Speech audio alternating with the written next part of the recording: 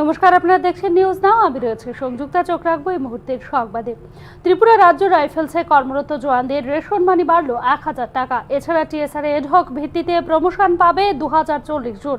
বুধবার বিমান কোবরা পাড়া টিএসআর ক্যাম্প পরিদর্শনে গিয়ে এই ঘোষণা দিলেন মুখ্যমন্ত্রী ডক্টর মানিক সাহা। পূরণ হলো ত্রিপুরা রাজ্য রাইফেলসের কর্মরত জওয়ানদের দীর্ঘদিনের দাবি। রেশন মানি 1000 টাকা বেড়ে দাঁড়ালো 2000 টাকা। এছাড়া টিএসআর জওয়ানদের ড্রেস অ্যালাউন্স 10,000 টাকা থেকে বেড়ে দাঁড়ালো 12,000 টাকা। টিএসআর এ কর্মরত মেডিকেল অফিসারদের বেতন বেড়ে দাঁড়ালো 60,000 টাকা। একই সাথে টিএসআর এ এডহক ভিত্তিতে প্রমোশন পাবেন 2040 জন।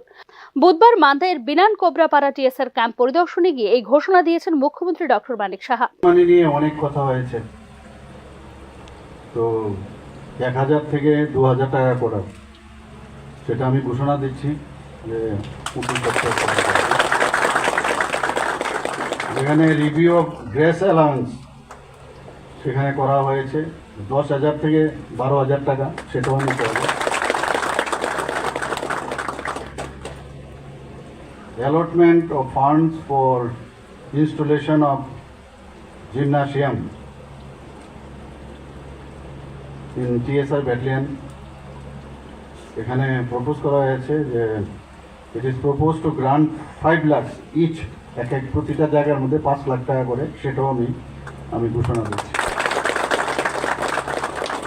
তাছাড়া increasing of honorarium for appointment of medical officer, সেখানে প্রায় এর আগেও আমি বাড়িয়েছিলাম, এখন 60,000 পার মান্থ বলছে, কারণ মেডিকেল অফিসার পাওয়া যায় না।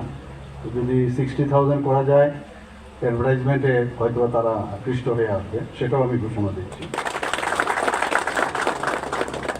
অ্যাডহক প্রমোশনের বিষয়ে আমার কাছে এসেছিল proposal for 240 eligible personal to ad hoc promotion to Naik G D, havildar G D to Naib Subedar, এবং havildar clerk to Naib Subedar clerk as in charge. Promotion of these ranks are required as there is shortage of SOs and NCOs for the newly raised 2 battalions. তো এটাকেও আমি ঘোষণা দিচ্ছি। Urgent repair and maintenance work in TSR battalions, rupees 5 crore is required for repair and maintenance of TSR post and barracks, এটা আমি ঘোষণা দিচ্ছি। এদিন দীপাবলি উপলক্ষে শুভেচ্ছা জানানোর পাশাপাশি ত্রিপুরার গর্ব হিসেবে নিজেদের পরিচিতি রক্ষা করার জন্য টিএসআর জওয়ানদের দৃষ্টি আকর্ষণ করেছেন মুখ্যমন্ত্রী। সকলের ভালো কাটুক এই প্রার্থনা করছি, এবং আপনারা যেটা বললাম যে প্রাইড অফ ত্রিপুরা, সেই বিষয়টা আপনারা সবসময় বজায় থাকবেন এবং আমাদেরও ভালো লাগবে। কারণ বর্তমানে মোট 14টি ব্যাটালিয়ন রয়েছে ত্রিপুরা রাজ্য রাইফেলসে। এদের মধ্যে আইআর ব্যাটালিয়ন রয়েছে 9টি। উত্তর পূর্ব রাজ্য ত্রিপুরায় 4.5 দশকের পুরনো সন্ত্রাস দমনে কার্য দক্ষতা প্রদর্শন করেছে আধা সামরিক বাহিনী টিএসআর। কোনো মানবাধিকার লঙ্ঘন ছাড়াই বিদ্রোহের বিরুদ্ধে লড়াই এবং নিয়ন্ত্রণে টিএসআর এর ভূমিকা ব্যাপকভাবে প্রশংসিত হয়েছে জাতীয় পর্যায়ে। ব্যুরো রিপোর্ট, নিউজ নাও। ত্রিপুরা রাজ্যে স্কাউটিং ও গাইডিং এর নতুন রাজ্য কমিটি গঠিত হয়েছে, জানিয়ে দেখা দিয়েছে বিতর্ক। এই কমিটি ভেঙে নতুন করে কমিটি গঠনের দাবিতে আজ ত্রিপুরা রাজ্য স্কাউট এবং গাইডিং এর কিছু সদস্য যুব বিষয়ক ক্রীড়া দপ্তরের অধিকর্তা এসবি নাথের নিকট ডেপুটেশন প্রদান করতে যান। স্কাউটিং ও গাইডিং এর নেতৃত্বে প্রকৃত গাইডলাইন অমান্য করে এই রাজ্য কমিটি গঠন করা হয়েছে বলে জানান এক স্কাউট দেবব্রত নাথ। তাদের সংগঠনের 2 জন সদস্যকে অন্যায়ভাবে বরখাস্ত করা হয়েছে বলে অভিযোগ করেন তিনি। গাইড এবং Tripura state bar scout and গাইডের বাইলকে ভঙ্গ করে তারা একটা স্টেট কমিটি বানিয়েছে, তো সেটার বিরোধিতা আমরা করতে যাব আজকে। এবং আমাদের স্কাউট গাইডের যিনি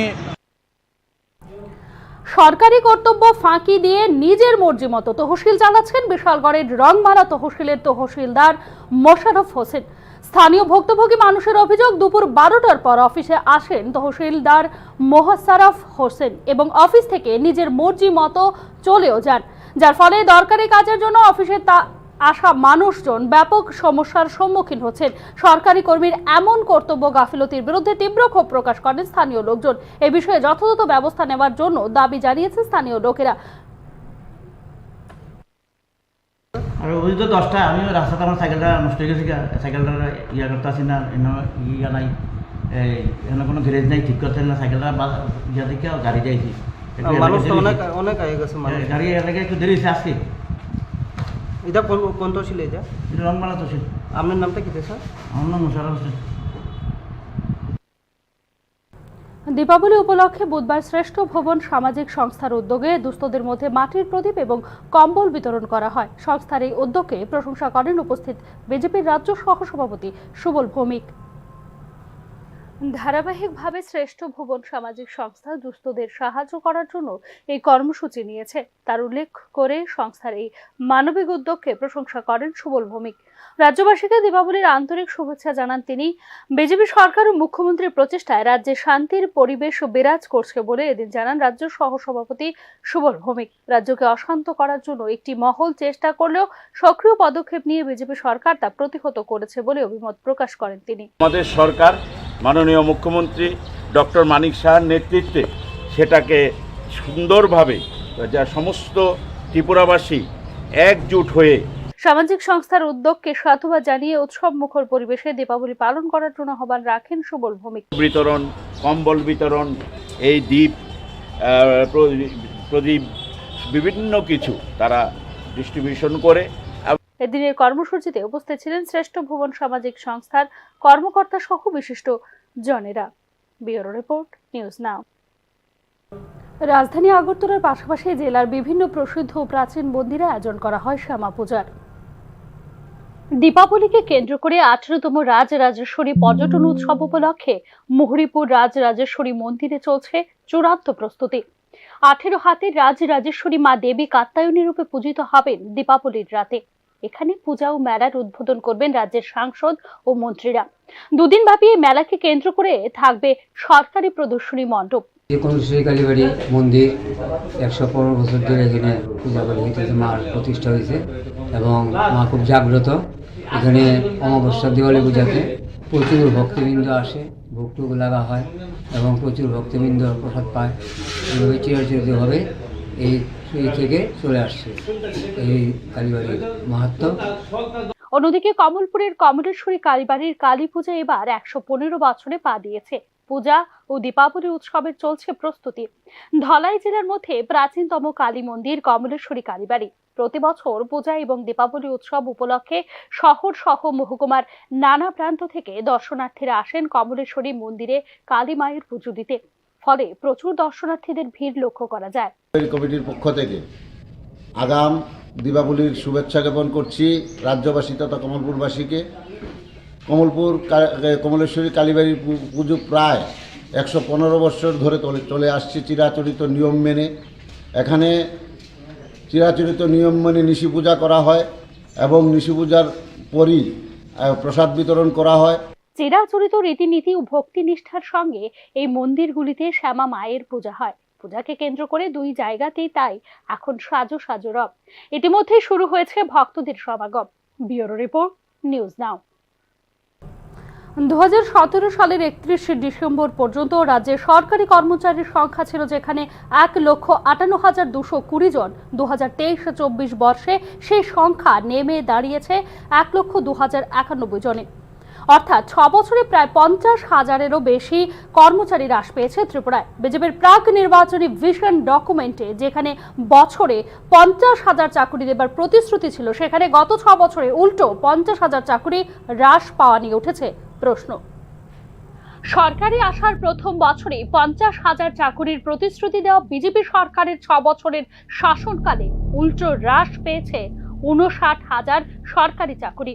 2017 সালের 31 ডিসেম্বর পর্যন্ত রাজ্যে সরকারি কর্মচারীর সংখ্যা ছিল 1,58,220 জন।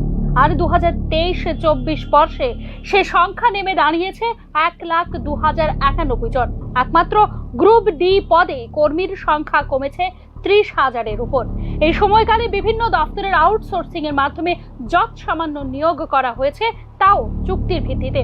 টেটে কিছু নিয়োগ ছাড়া জোট সরকারের ঝুলিতে তেমন কোনো সাফল্য নেই বলে মনে করছেন তথ্যবিজ্ঞ মহল। প্রয়োজনীয় সংখ্যক কর্মচারীর অভাবে বেহাল অবস্থা শিক্ষা, স্বাস্থ্য সহ জনস্বার্থ সংশ্লিষ্ট সমস্ত দপ্তরে। অতি সাধারণ মানের পরিষেবা পেতেও দীর্ঘদিন অপেক্ষা করতে হচ্ছে সাধারণ মানুষকে। শূন্য পদগুলি পূরণে কোনো উদ্যোগ না থাকার কারণে বছর বছর কমছে সরকারি কর্মচারীর সংখ্যা। সরকারি পরিসংখ্যানের হিসেব অনুযায়ী গ্রুপ বি, সি এবং ডি ক্যাটাগরিতে কর্মচারীর সংখ্যা উদ্বেগজনকভাবে কমেছে 2017 থেকে 2023-24 সময়ের মধ্যে। 2017 সালে 31 ডিসেম্বর পর্যন্ত রাজ্যে গ্রুপ এ পদে কর্মরত ছিলেন 4741 জন, গ্রুপ বি পদে 7117 জন, গ্রুপ সি পদে 92,738 জন এবং গ্রুপ ডি পদে 48,235 জন। 2022-23 বছরের গ্রুপ এ পদে কর্মরত ব্যক্তির সংখ্যা দাঁড়ায় 6,239 জন, গ্রুপ বি পদে 4,391 জন, গ্রুপ সি পদে 75,640 জন এবং গ্রুপ ডি পদে 18,799 জন। 2023-24 বছরের 31 ডিসেম্বর 2023 পর্যন্ত এই পদে কর্মরত ব্যক্তির সংখ্যা দাঁড়ায় 6,089 জন, গ্রুপ বি পদে 4,224 জন, গ্রুপ সি পদে 73,822 জন এবং গ্রুপ ডি পদে 19,956 জন। অর্থাৎ 2022-23 থেকে 2023-24 সময়ের মধ্যেও গ্রুপ এ, বি এবং সি পদে কর্মরত ব্যক্তির সংখ্যা কমেছে রাজ্যে। 2017 সালের 31 ডিসেম্বরের সাথে 2023 সালের 31 ডিসেম্বরের তুলনা করলে একমাত্র গ্রুপ এ পদে কর্মী বেড়েছে 1,348 জন, গ্রুপ বি পদে কর্মী কমেছে 2,893 জন, গ্রুপ সি পদে 18,916 জন এবং গ্রুপ ডি পদে 30,279 জন। অর্থাৎ রাজ্যে 56,129 জন কর্মী হ্রাস পেয়েছে গত 6 বছরে। ব্যুরো রিপোর্ট, নিউজ নাও। এখনকার মতো সংবাদ এখানেই শেষ করছি। অন্যান্য আপডেটস পেতে চোখ রাখুন নিউজ নাও এর পর্দায়।